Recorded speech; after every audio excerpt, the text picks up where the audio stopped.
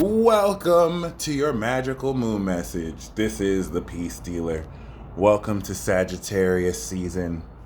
The wild ones are out. The moon is in Cancer.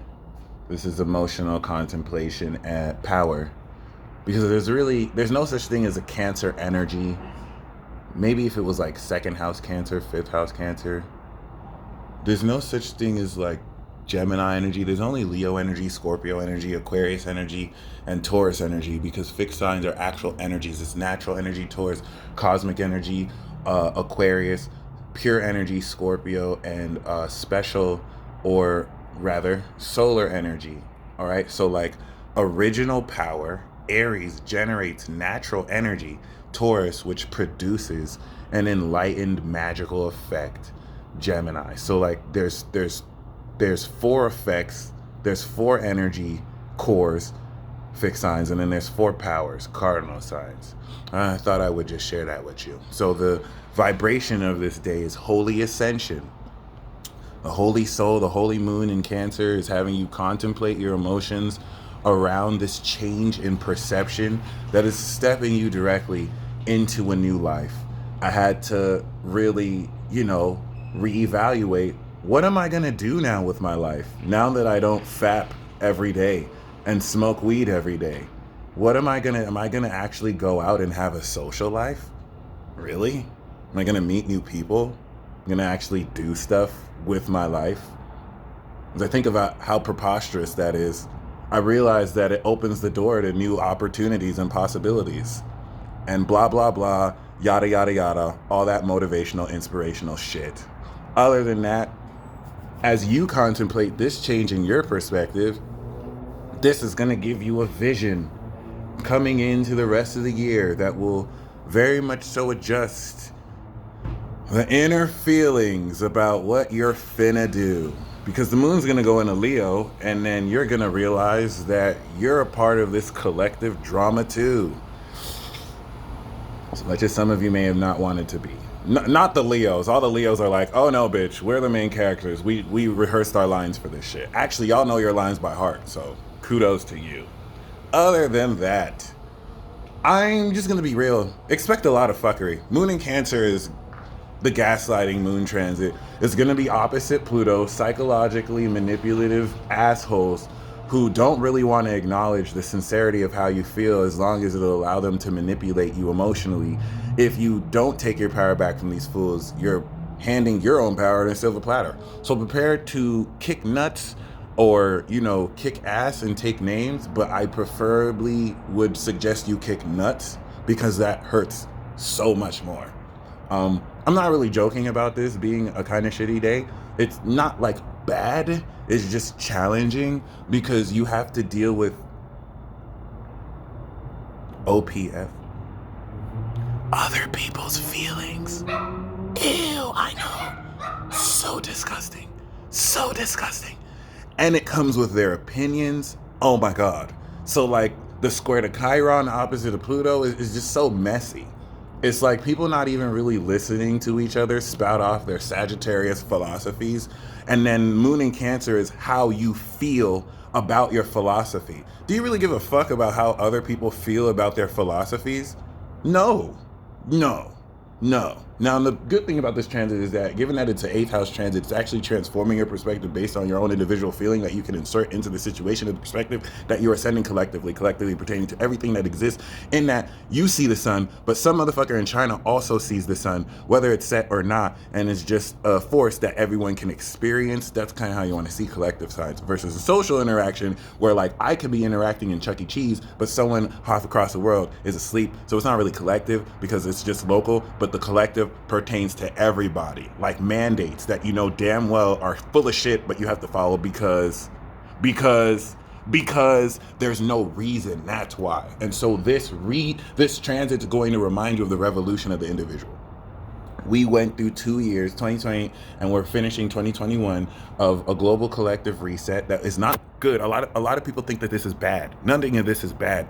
All of this stuff that's happening that you see as bad has to happen so that prophecy can fulfill itself as it's fulfilled itself. And this is where you have to peep game. You have to read between the lines. You individually have to stand for what's right while still allowing things to occur the way they do. Because now that we're in Sagittarius season, you're going to see, because Sagittarius, I see everything collective. That's true. North Node Gemini, and you're going to use what you see as a resource to communicate individually through your own experience. On the note, because we have this square to Neptune of differing opinions and people sharing their feelings about their philosophy, which is just so inane, pointless, and disgusting. We also have, it's disgusting. We also, I mean, unless you're about cooperation and community, like my opposite sign, Sagittarius, loves to explore, to spread their message to the world, and they shine and bring light to people, and they're all about community and expansion and all that corny shit. It's so amazing. I love it.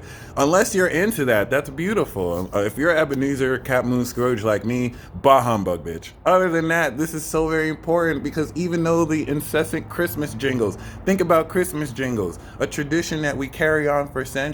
None of us have any business carrying on any of the holidays we do, but we do because, you know, that's just what we do. You need to think about these things. You need to think about these things because Pluto is about to be with Venus retrograde, and we're coming into this cycle, we're coming into a new cycle, we're really questioning everything that constitutes everything we believe in and why we believe in it. This is like the whole Pisces season climax. And, you know, as you contemplate your individual feelings about this ascended change of perspective, this is ready to step you into a whole new door of possibility and wonder. But really, because we don't live in a perfect world, you're just gonna have to be hearing other people's dumbass opinions, belief about their philosophies that have for some reason no basis in reality, because that's just how they feel. And you know, this is going to really give you an idea of how unique your perspective is in the sea of people who really don't know shit, which they're not even meant to know. Not everyone's meant to know. If you're not an Aquarius, I'm going to be honest, you're not really meant to know anything. You just have your own local experience that you share, and that's wisdom. Only the Aquas or the Librarians that really hold knowledge. But other than that, you know, this is going to really reveal how much the idea of what people think is happening is contrasting to what is, you know, actually happening, unless you don't know because you're not an Aquarius, and don't even worry. This is going to be very chaotic, in a good way, because sometimes we need some conflict and friction to move things. And so I just really want to keep in mind this opposition to Pluto. Now that trine to Neptune, baby, some of you have soulmate contacts that you don't want to admit, and these synchronicities are going to slap you in the face. Y'all need to stop getting hung up on, how am I going to make it work? I'm a scrub. Like, this person's never going to like me. Like, shut up. That's not why you were shown the sign. Boss up, you know what I'm saying? Get out your feelings, okay? Courage up. Some of you are, the universe is slapping you in the face with synchronicities, and you asking like, huh, what are the details? How is this going to work? And it's like, shh. You're not alone. You're not doing this alone. You're not controlling everything. You're a part of a narrative. Play your part. Thank you. Play your part. Develop your character arc and step into this victory. Can we? Because you and I, we got a party at the end of this. So am I gonna see you at the top? Or are you gonna be like, oh, look at these signs? Okay, listen, the synchronicity is about to be fire. The synchronicities of the moon in Cancer is about to be fire. This signs is gonna slap you in the face like, oh, the universe is gonna have the audacity to reveal an ascended perspective of everything you've been experiencing for the past like 10 years. So don't try and control it, okay? Unless you're a moon in Capricorn, because you're not going to tell moon in Capricorns to stop trying to control shit. We look at you, we roll our eyes at you in our head, and we're like, bitch, you ain't going to tell me not to control shit, bitch. We are control. It is what it is. So if you're not a Cap moon, don't try and control this, okay? Cap suns, you not Cap moons, don't try and control them. Don't try and control it, okay? Cap rise will come for you too. And like, just let things be what they will be. Experience it. When these signs hit you, look at them with wonder and follow the synchronicities like signposts. Don't get stuck on the signposts when you see 5 miles to Arizona. You don't just stop and be like, what does this mean? No, bitch, you keep driving towards Arizona until you see Arizona, okay? So just keep going in the direction. When you see the synchronicity, keep going in the direction. The universe is showing you this because you feel like, oh, I would be so delusional if I believe this. Oh, synchronicity, okay, let me believe this. Let things change. Let things change, okay? Let things just happen, okay? Because there's certain things that you don't know, and you don't know what you don't know, so just, you know, it is what it is. But other than that, that moon trine is going to be vicious because because it's going to force you with that square, the light square, okay, to the sun in Sag, to just kind of accept certain things outside of your conscious ability to process this in a third dimensional state that you just have to believe is true. Whether you can see how it comes through, there's still more that hasn't really changed yet, like the new moon in Sagittarius blast off, which, by the way, I do have webinar seats and tickets available. Did your broke ass buy this webinar? I'm just joking. You're not broke. You're not broke. So you can give me your money. You can pay $24.99 just so you can watch me.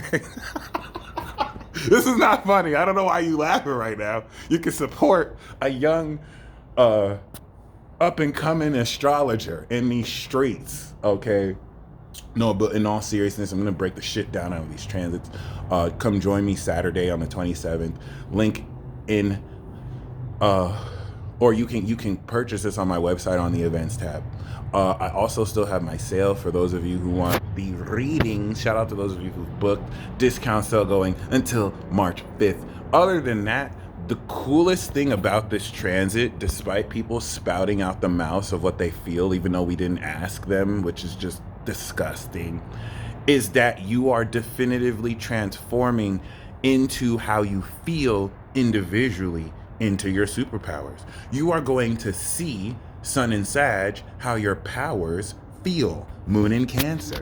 And this is where, in this deepening connection with your own inner power and world, you may deepen the connection to others that transcends you out of the illusion of separation.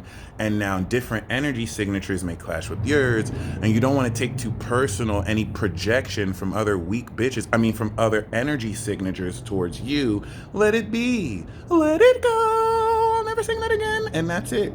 And have fun with this too, okay? I know it sounds like I'm being sarcastic, but I have a Taurus rising, I have a resting bitch face, and I have a Cap moon. Even when I'm not being sarcastic, it sounds like I'm being unnecessarily sarcastic. These are the cards I was dealt, but I'm going to work with them. Y'all stay blessed as always. Be prepared for a whole avalanche of paranormal experiences that, with the square to Neptune, will slowly but surely challenge you to question assumptions you've made around this reality. Maybe there's a ghost waving its dick in front of you right now, but it's a non-material entity and you won't know. Or maybe you will, because this transit will open up to the haunting reality of what esoteric and non-corporeal entities do and influence you on a daily basis. For we fight not against flesh and blood, but against principalities and powers and spiritual forces of wickedness in high places, and ghosts that wave their crusty dick in your face. Y'all stay blessed as always. Godspeed.